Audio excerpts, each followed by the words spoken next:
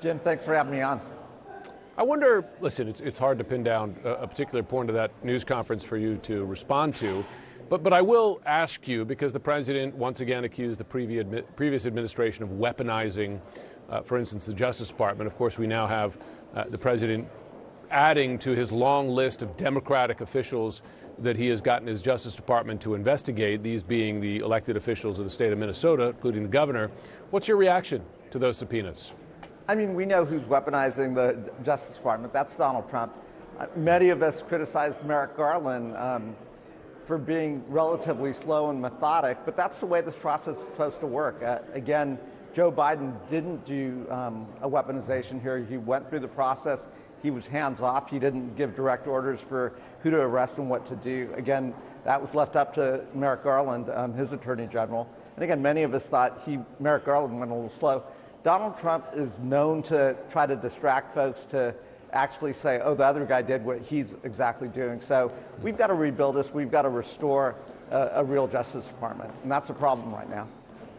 Of course, the president on his way soon to Davos, where he is threatening, and this is the view of European officials, not my view, he's threatening to blow up the NATO alliance because he's decided he wants to take Greenland by any means necessary, the sovereign territory of another country, Denmark. You have said that you've spoken to Republicans who express their own worries about what they're seeing out of the president. The trouble with that, right, is that you and I have heard Republicans quietly express reservations and then, well, not do much about it. Do you get the sense that there's any real movement on the other side of the aisle to somehow restrain the president? You know, you've seen Senator Murkowski, Representative Don Bacon, put forth resolutions, war power stuff. This is a moment in time where Denmark is an ally. Greenland is a territory of Denmark. When I've talked to the Danish ambassador, when I've talked to the representative of Greenland, they're more than happy to have us increase our military presence there. We've already got an Air Force base there. They're more than happy for U.S. companies to go into Greenland, help develop the critical minerals and supply chains that are necessary there. They want us there.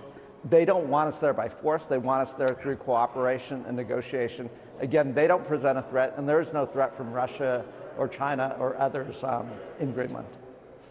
Is there anything different to you about this crisis in terms of the way that Congress may react? Because, again, you and I have seen Congress look the other way on a whole host of things that actually had large bipartisan majorities. For instance, military support for Ukraine being one of them, and yet those dominoes fall one by one, largely because Republicans don't want to get on the wrong side of the president, even outgoing Republicans.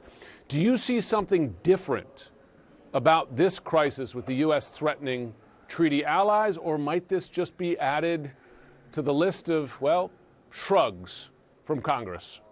I mean, we need Republicans to stand with Democrats. And again, they're saying all the right things right now. They're giving all the right signals, but we've watched time and time again when President Trump acts on his own that they go silent.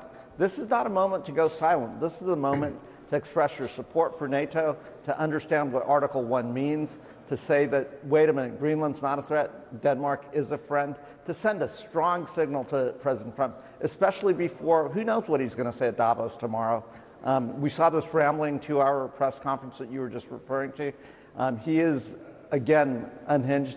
There does seem to be no guardrails holding him back. This is where Republicans and Democrats, Congress is a separate branch of government, needs to stand up, reassert our faith in NATO, reassure our allies in Europe that we're there together protecting freedom, democracy, and that we've got to do this together.